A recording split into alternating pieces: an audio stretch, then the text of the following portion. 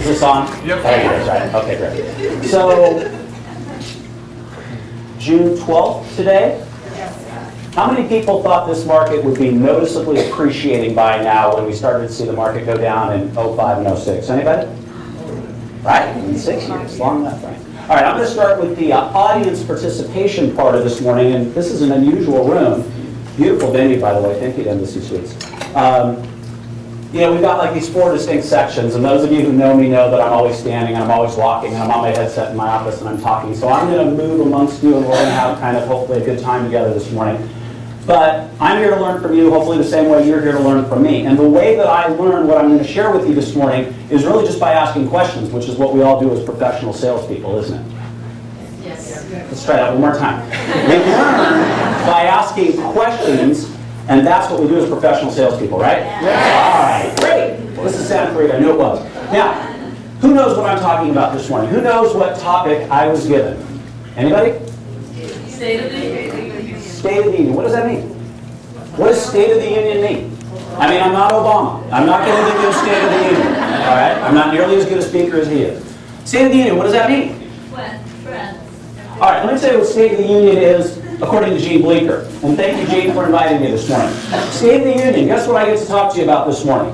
Where we are, okay, in the real estate business, makes sense. Where we are going, and what I'm doing personally and professionally to prepare for that. Does that sound good to you guys? Yes. Because that's what I'm going to speak about, and hopefully that's good. I am going to leave a little bit of Q&A at the end. But I would also like to thank Gene for giving me probably the easiest topic in the history of mankind.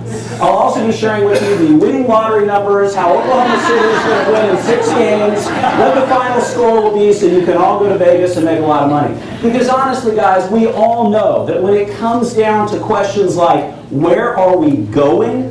All we can really do is make an educated and intelligent guess. Wouldn't you guys agree with that? I mean, think about it. The reason I started with the question that I did, is I never thought in 2005, okay, in May of 2005, when we hit the highest price level that we had seen in the Santa Clarita Valley, that in 2012, 7 years later, you could argue that parts of our valley are still declining in value. So now I'm going to do the audience participation part. How many people in this room think that our market is actually appreciating right now? Go ahead and raise your hands if you just raise your hand if you think the market's going up. Now keep them up. This is really, really good stuff. This is how we all learn. So about maybe 20%? Okay. How many people think that the market, without question, in the next 18 months will continue to decline in value? Without question. Okay? Don't be shy. This is not, there's no right or wrong answer. Okay, so a little bit less. How many people think it's kind of going to be about the same as it is right now? The majority? Is that right? Okay. And I'm going to say that I actually believe that parts of our market, think condos, lesser popular parts of town, still possibly have some way to go down. Okay? I would also suggest to you that there's parts of our market right now, and you all know this, you don't need me to tell you this, there's parts of our market right now that have nothing. Agents like me are listing homes for more than the last one sold for, fielding your phone call and explaining, I know it's not going to appraise. I get that. We're still going to sell it and it's going to close. Do you guys get that? You guys with me? So when we talk about where are we in real estate, my professional opinion, and I share this with my clients, is obviously it depends on what you have, but more than that, we are going to have a very confusing next 2 years. And I'd like to share with you why I think that is. Because you're going to see me sell this house on Hacienda up in Tesoro for $985,000, which I'm going to do, which is more than any other home up there. And you're going to say, wow, Reyes Adobe just closed for 700 and something. What was that all about? Or I'm going to close, please God, Cypress Place in Mountain View at $370,000 with my friend Rosie, and it's going to appraise, hopefully, and it's going to close, and then you're going to say, whoa, I guess a 302 in Mountain View really is in the upper threes, not the lower threes anymore. Are you guys with me? You're realtors, so you know what I'm referencing, right? Yep. So here's the point. The point is we are going to see in the next probably 18 months to 2 years, we're going to see some sales where you go, whoa, Lone Rock just closed at $1.2 million in the Masters? Whoa, what happened over there in the same neighborhood? You guys get what I'm saying, right? You're going to see that happen. So what I'm suggesting is there's going to be signs to our clients, okay, our customers, that the market is doing well. And then they're going to come to you and go, zoning, I want to price my home like that one did. And your professional job is to explain why they can't do that, okay? Because their home isn't nice, or doesn't have the view, or the pool, or the acre lot, or whatever it is it doesn't have. So more than ever, guys, when we talk about where we are, it is incumbent on us as professional real estate people to know our stuff, okay? Now, when I wrote that this morning, I used a different word, but know our stuff, okay? Because honestly, I'm going to share with you at the end, when I tell you what I'm doing to prepare for this, I'm going to give you a little preview of that. Buyers and sellers don't need us the way they used to, okay? Where's Mike? When Mike Ouellette taught me my first open house in 1991, which he did, I guarantee you the buyers walking into that open house didn't have a clue what was on the market, were completely reliant on us as agents to tell them what they were going to see. Does that happen anymore? No. Okay. So since our business has changed, if we don't know our stuff, and I think the word used earlier was numbers, if we don't know our stuff, then guess what? They're going to go to the next agent that does. And if we're not prepared for that, then we're not going to do business. Okay? So I'm going to share with you a couple of things that I found interesting about where we are. First of all, who knows how many homes, and I ran this active and hold. Because hold, a lot of times they're short sales, and who really knows if they're for sale or not, but technically they're active. So I ran active and hold, not CYB, not pending, none of that stuff, just active and hold. Who knows if you were to take all the cities in the Santa Clarita Valley, how many homes are for sale? Anybody know that? Just, I realize you don't do this every day. Throw numbers up. 6, 4, 5. Anybody think there's more than 700 homes for sale currently in our valley? Anybody? Okay, you do? The answer is, and it varies obviously every day, but the answer is there's about 670 homes for sale. If you were to run all the cities, this is as of last night. Hopefully some of you took some listings last night, and it's higher today because we need them. But there's 675. Now here's what's interesting. If you look at some of the areas in town, there is an abundance of homes. Canyon Country, not to pick on poor Canyon Country, 135 homes. Now this is everything, guys. This is condos. Stevenson Ranch, the lowest in the group. Okay? Take a flying guess. Anybody, throw me a number. 30 homes for sale. Now you all know how big Stevenson Ranch is. Now think about this for just a second. Stevenson Ranch, probably not as big as Canyon Country, but Stevenson Ranch, 30 active listings. Canyon Country, 135. Guess how many in Valencia? This is what I would have thought too. It's interesting to say. 168, more than anywhere else. Okay? Why? Because Valencia is so large. Okay? There's so many different parts, and that encompasses a lot of condos and all the rest of it. Here's the point. When the buyer says to you, I still think the market's going down, which of course they're entitled to their opinion, they may be right, who knows? If you know your stuff, you're going to be able to explain to them, well, it really depends, Mr. Buyer, on where you're looking at. Because see, in Canyon Country today, there are 135 homes, but you just told me you want to live in Stevenson Ranch. Gosh, were you aware there's only 30 active listings and 6 of those are on hold, which means there's only 24, and you're in the $600,000 price range, and there's only 3. Now, let's start with the obvious. We are in a numbers business based on supply and demand.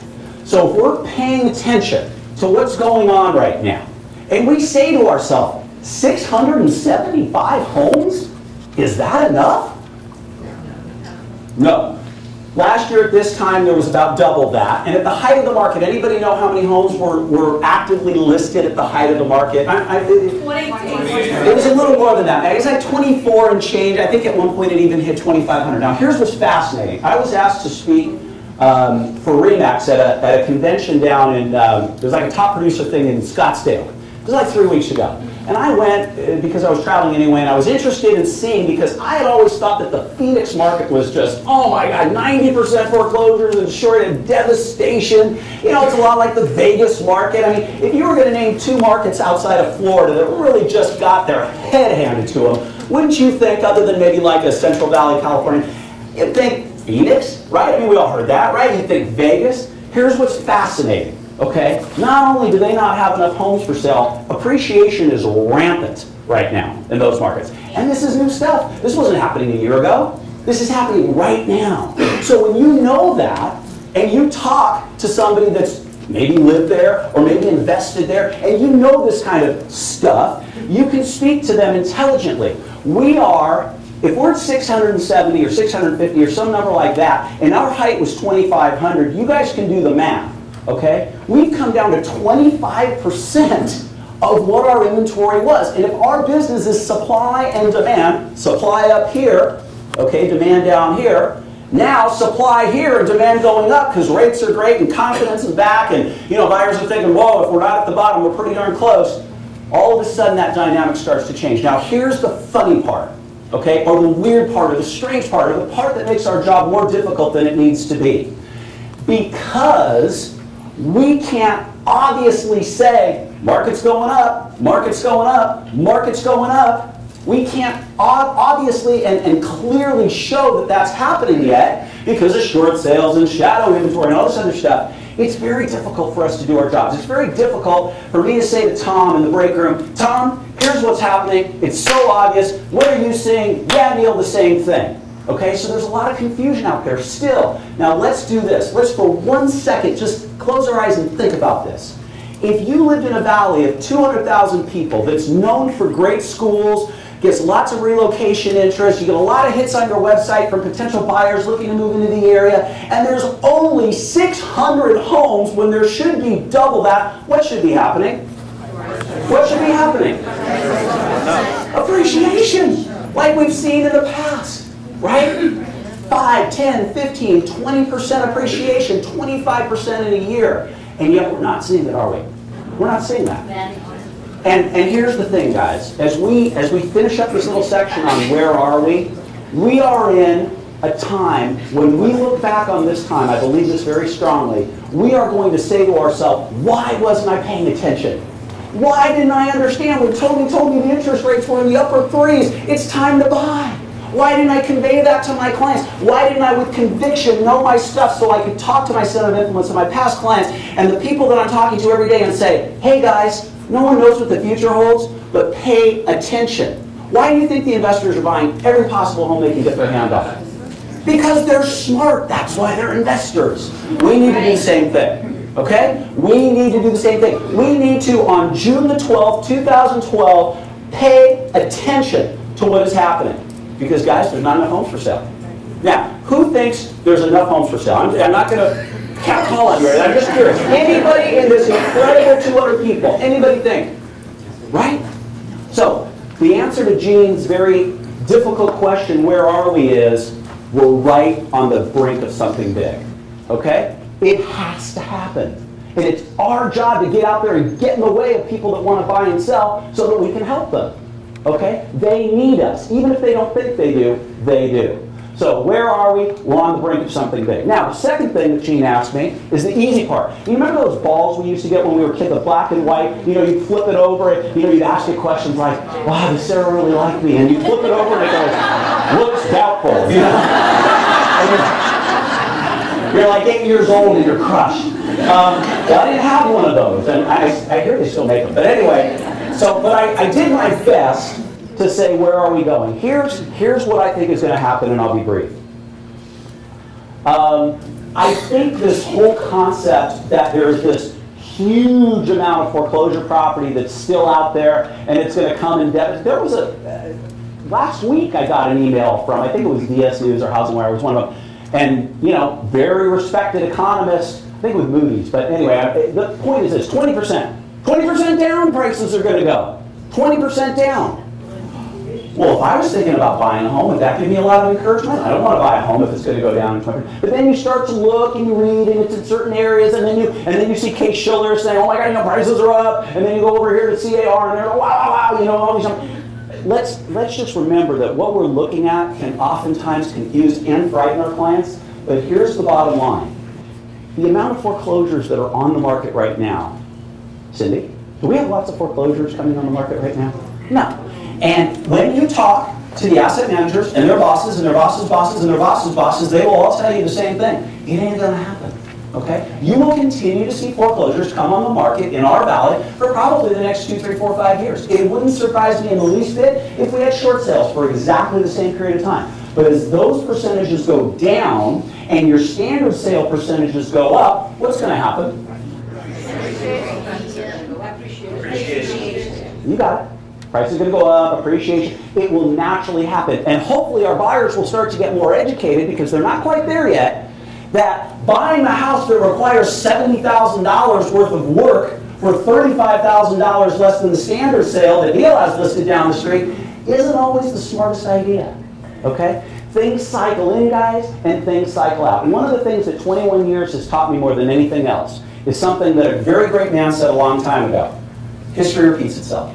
History repeats itself, history repeats itself, history repeats itself. It always does. It does in everything. It does in financial markets, it does in real estate, it does with history, it does with everything. So if we're smart enough to take a step back and just go, okay, this is what's happening, then we can react with confidence, with knowledge, and with power for our clients so that they feel comfortable that we're guiding them the right way.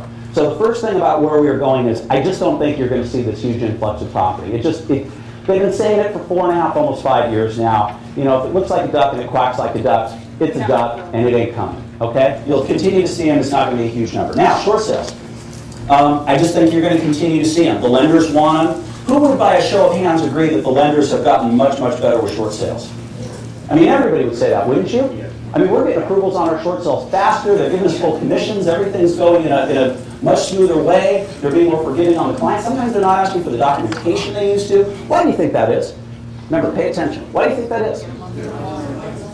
Why do you think it is? More money to the bank? What else? Have they been under just a little bit of heat in the last 4 or 5 years for kicking people out of their homes? Maybe a little, maybe a lot, maybe it's an election year. Guys, short sales are, listen, I've had more people come, hey, REOs, man, that's the way to go. How do I get in REO? REO. Okay. Go talk to your clients that are upside down and help them and list their home as a short sale and do it properly and professionally and with ethics and integrity. That's your REO. Okay? All right, last. Standard sales. Percentage is going up. I think we're going to see agents start to try to list those for higher prices, and when they get those new price points are going to be established. It's not going to be huge amounts, okay, but it's going to slowly eke its way up. So now we have where we are going, the number one thing that I want to present to you guys this morning. If we are going to stability, if we are going to getting some more standard sales on the market, which we all agree we need, right? Because there's only 675 homes, and that's not enough, right? Right. Okay, we're going to do this. Right. All right, thank you. Right. If we're getting to that point, it's still a year or two away, but we're getting there, then the standard sale is going to take us there. Wouldn't you all agree? Because the agents listing these short sales in many cases do not care what they sell for. The seller's giving up, they don't care for it. And so I've got to go get an appraisal in on a standard sale when the schmo from the valley just sold the one for 100 grand less because he didn't know what he was doing. No offense to anybody from the valley. Now, I moved from there too. All right, so, but that was a long time ago. So the standard sale will set us free as far as stability, as far as modest appreciation, as far as all those things. So it's our job as professional real estate people to educate our clients. And more importantly, here's the message, educate each other. If I call you, or you call me and you say, Neal, I just need to know a little bit about this house. I'm working on this one down the street. Okay? Or an appraiser calls you and says, hey, Tom, I really need to know. Tell me about the condition of that property. Guys, if there was water damage and the carpet stank and the backyard was never landscaped and it backed up to a road, will you please, God, tell them that and let them know that the market reflects a $70,000 to $90,000 difference on that kind of a home? Because that's how you're going to get your appraisals in. We're not talking about cheating people. We're not talking about lying to them. We're not talking about giving them misinformation. We're talking about telling the truth, okay? Appraisal is the #1 issue. Look at all the lenders.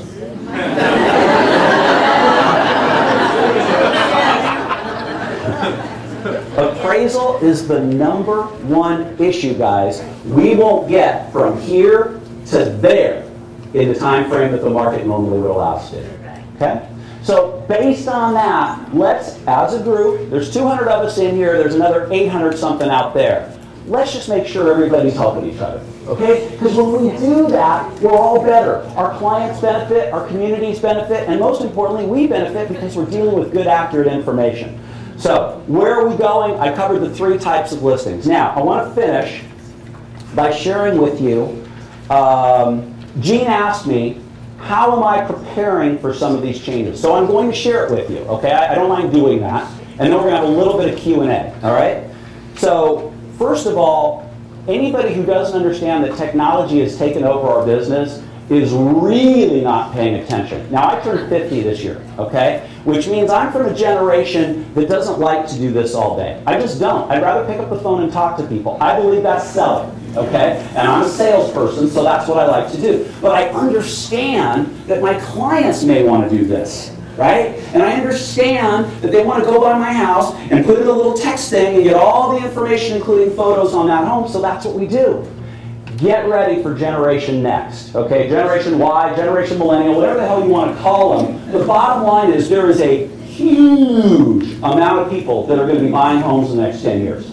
It's so big that Dave Lineker of RE/MAX did a huge thing just on this because he's convinced, and he's a smart guy, he's convinced that this is what's going to drive the market. Are you guys aware that builders right now are gearing up because there's not enough homes for sale in areas like Las Vegas, and they're trying to build them as fast as they can to meet demand? What does that tell us? It tells us the market's changing. It tells us to pay attention. But because we still have short sales, because we still have foreclosures, because we still have lousy comps, we don't quite see the 100% clear picture. And that's okay. But I'm preparing by making sure that technologically, my office is prepared to give that to those people. Okay? And if you can't give that to those people, then they will go somewhere else. Because this generation behind me, my daughter and a few years older than him, he's 20-somethings into the early 30s, man, I got to tell you, they are 100% believers of being in charge of what they do. This is so different from when I started in real estate, I can't even tell you. We had a book with the houses in it. You want to know what was for sale? It's in the book. Okay? Listen to everybody laughing. I mean, it seems ridiculous today, doesn't it? I can whip out a smartphone and give you the whole MLS in 5 minutes. Okay? So that's number one as I'm preparing. Number two, and I mean this with everything I can share with you guys. I was really pleased. I didn't know everybody who was on the affiliate list, but of those 17, I think almost all but a few of them I know, and all but a few of them I do business with, regularly do business with. A lot of people have left our business in the last 5 years, guys, and there may even be a few more that do over the next few years. But I'm telling you, the people that are here, that are giving back to you, those are the people that are going to stand the test of time, okay? I've been seeing New Hall escrow since I entered in real estate, and when I do an escrow with them, they're great. Linda Overton is here from Glenos. If I email Linda and say, I need an S sheet for my short sale client so we can make a quick decision, I have it in half an hour, okay? If I call Gene and say, Gene, I've got a title concern, can you get back to me? If I call Mike Mina, or I call Tony Valdez, or I call any of the lenders that, Don Gelly, I mean, I don't want to name you all, you're all here, and you're all really, really good. Here's the point, guys. In this market, you need a team. When I started in real estate, the whole concept of team was very foreign. Okay, this is 1990, I got my license, I started selling in 1991. Almost everybody that was an agent worked solo, with almost no exceptions.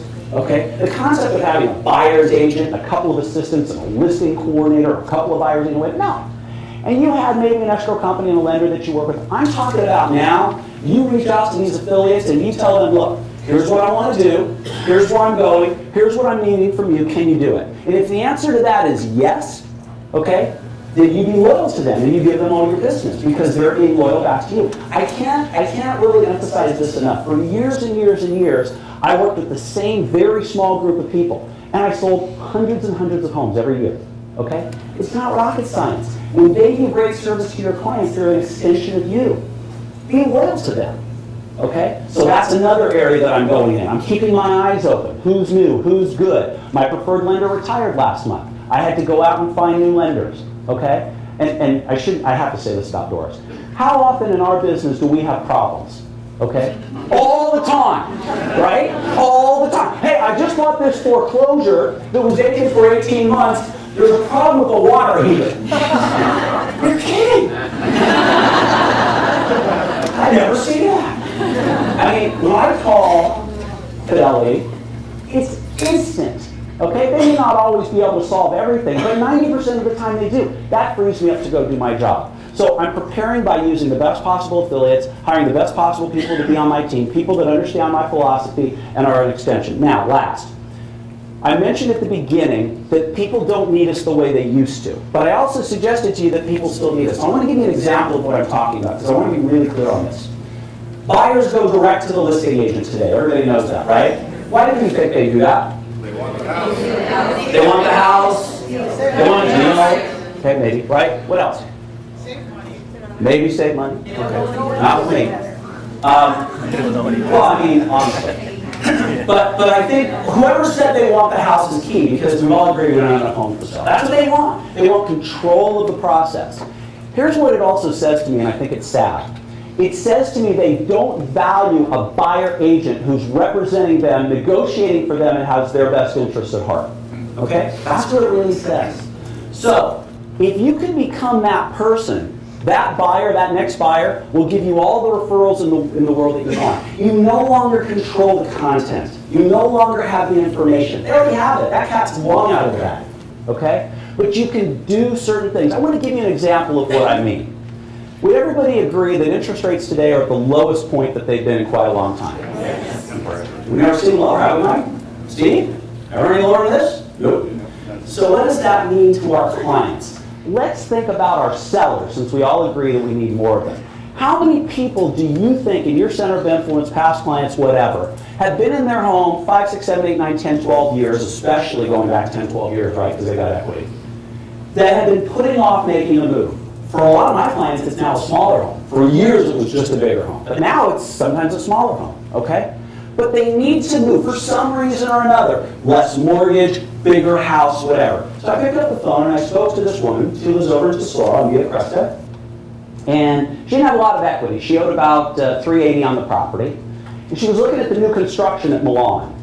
You guys all see this new construction at Milan? I mean, you're talking about like a 4,000 square foot home for 600 grand, all in and all done.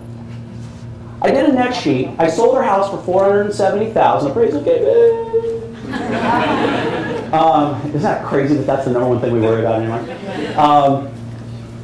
And at the end of the day, she has 5 kids. At the end of the day, she's going from 2,600 and change to 4,000 in a better built home, okay? Her monthly payment is going up, now hold your breath, $182 a month. Guys, that's our message.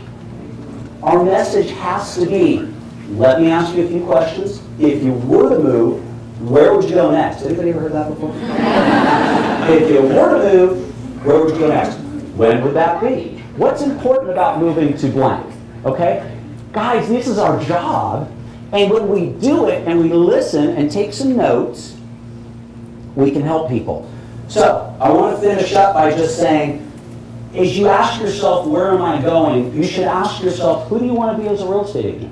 What do you want your reputation to be? What do you want to know about this business so you can help people? Are you in it to make money? Guys, you're not going to make as much money as you used to. We're never going to have 6,000 residential transactions in a year again in the short term. And we may not ever have it ever. Okay? That was built on something that will not exist in our lifetimes as real estate people.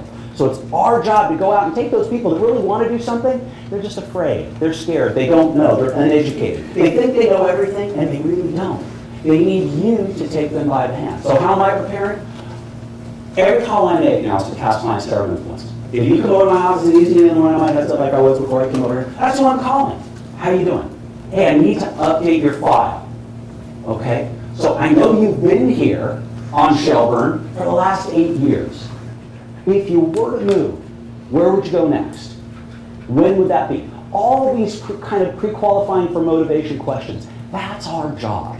Okay? And when we do it, when we reach out to these people, hey, I was on your block the other day. Do you know that we have buyers looking to move into your neighborhood and you don't have any homes to show? That's like my #1 script right now. Hey, I just sold the home on Ray's Adobe, and we know that when one home sells, usually 2 other people are thinking about doing the same thing. I have buyers that called off of that marketing. I got nothing to show them. Who do you know, Jen and Syrian, that might be interested in selling? Because this is really a much better time than most people realize. If you just call and tell them that, don't you think you'll make their day a little bit? Don't you think it'll give them some hope? Don't you think you maybe get them to call a friend and say, hey, I know you were mentioned at the barbecue last, this agent who I've worked with is really good. You should give them a call.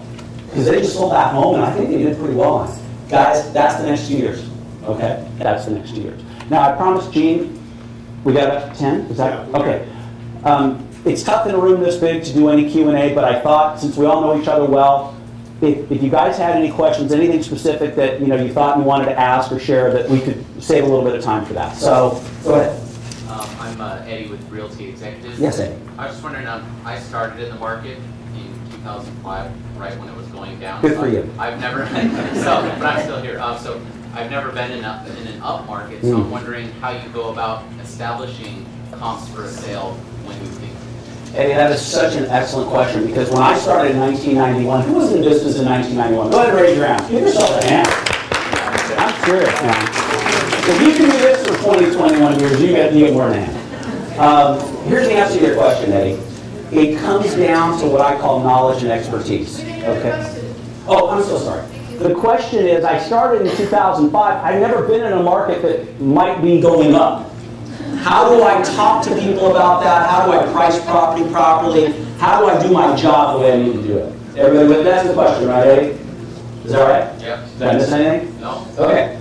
So the answer to that is, you have to pre-qualify your seller more than ever. You have to know exactly what their expectation level is. Let's say, for example, they say, well, I just saw that you sold Cypress at 370, and we were thinking our home probably isn't worth more than 340, and at 370, we can get to the beach.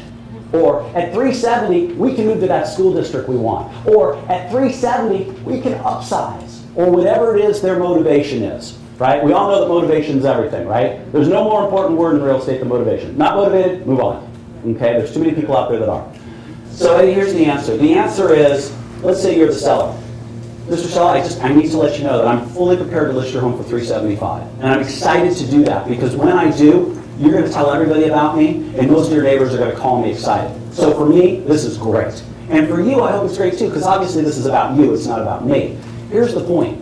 We're going to have two issues. Number one, it may take a while to get that price, because what we're trying to do, Eddie, is we're trying to predict the next 90 days. And I learned a long time ago, I can't predict the future, but I feel confident. The other issue is, we may have to go through 1, 2, 3, 4, 5 offers before we get one that sticks. So if this takes 90, 120, 150 days, is that okay as long as you get to the beach? Say yes. Yes. Then we should move forward. No, I've got to be sold in 30 days. Then we have a problem, because 375 may not be a 30-day price. The point is this. If you show them, like we're always supposed to, that you know the marketplace better than they do, and you know the trends, and you network with all the great agents, and you share what's happening out there with them, not only will they list the home with you, sell the home, and refer you to everybody they know, but you'll feel good about the job you did, because you knew your stuff. Remember that? Stuff. Okay. Any other, we've got, I think, just maybe a few more minutes. Yeah? Well, I carry a gun now.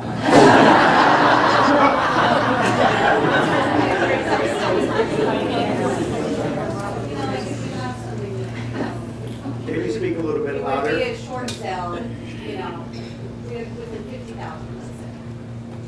How are you able to list that house and, you know, guarantee that? Okay. First of all, the question is this, I'll repeat it. How do you get around appraisal, and maybe there's a situation where if they sell it, they break out, but if they don't sell it, they're a short sale, or they don't have enough equity? Okay. So remember the kind of market. What was number 2? Where are we going? And what did I say? For the next 18 months to 24 months, we're going to have this kind of bumping along thing. We're not going to be up here. We're not going to be, some good sales, some bad sales, and we're going to get to 2014, 15, when I think you'll really start to see some interesting stuff.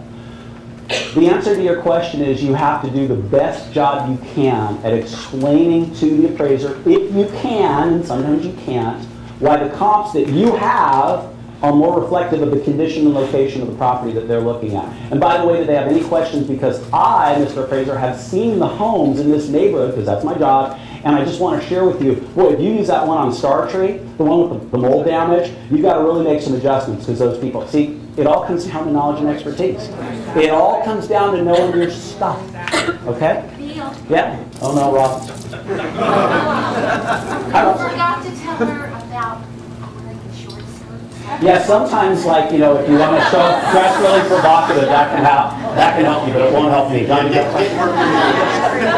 Wearing the short skirts didn't work for you. No, not at all. Key thing is, what I'm surprised though, is that I do see sometimes where the agents aren't meeting the appraiser to help give comps and explain the value of their property, because there is a uniqueness in it. Okay. You have to own it. Yeah.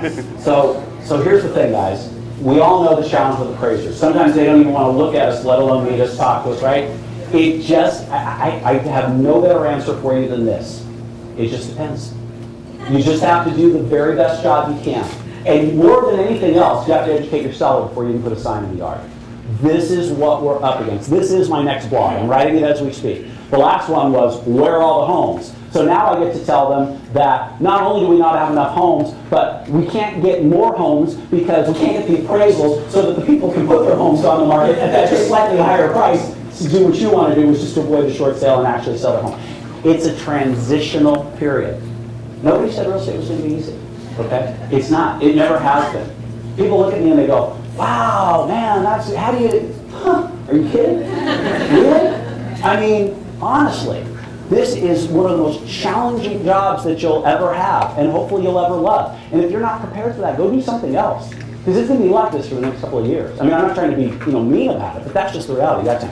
I have a comment to make actually on, we have the technology in our MLS system to put in whenever a sale is happening, there's closing costs paid, and it goes back to that busy screen and all that information, so that if we're meeting an appraiser, it helps. So if everyone can actually use the MLS system properly and put all that information in there, it does that. And your point is so well taken. That's what I was saying before. I didn't say it as succinctly as that. Here's the question. The question is, and I was saying this, but I didn't say it very well.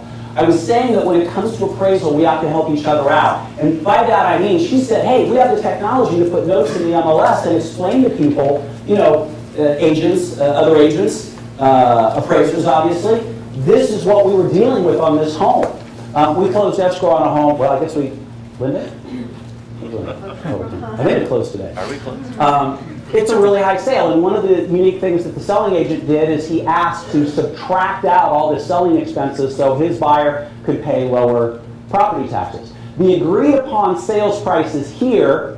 The ultimate recorded sales price is here. And this is a sale, guys, in Westridge that's going to really help a lot of people out. There's been a few over there. Westridge has really had a good year so far. But the point is if I don't fully document that so people understand, and then when the appraisers call, Neal, why does it say $1.2 million here, and I'm showing it was $1.1 million or whatever, it's garbage in, garbage out. If you put good information out there, if you document your MLS to reflect things, then you're not, as County is suggesting, we're not going to have the same problems that we have. Because guys, these appraisers don't, I hate to say this, they don't know what you know. They don't see these homes. They don't go inside these homes. They go inside the home they're appraising. That's it. Now, does that make any sense if you really think about it? Now think about that for a second. You know the difference in condition and location, right? It doesn't. So yes, Tammy's suggestion is an excellent one. I think we have time for one more, Gene. Anybody else? One more? One more? I've shouted it out loud. Yes, Brandon. What websites, newsletters do you go to, or do you recommend as far as getting kind of up-to-date information on what the banks are doing with all that type of stuff? Okay, so I don't necessarily recommend this, by the way. Somehow or other, I started getting, in the news, DS News, HousingWire.com. There's a bunch of them, okay? And you're welcome to come to my office and you can look them all up if you want, because I don't even know what they all are. Here's the problem. I don't want to spend time looking at them, but there's so much good stuff in there, I can't help it. So the only thing that I do is I make sure I do it in the afternoon instead of in the morning, because otherwise you get depressed as hell before 10 o'clock. Okay. But it's so bizarre, Brandon. I mean, it's like 3 articles on, woo, homes are going up in Atlanta, and woo, foreclosures at an all-time low, and woo, case shillers up over the month ahead, and buyer confidence at all-time high, interest rates cheaper than ever, money cheaper than ever. And then you get one that says, the sky is falling.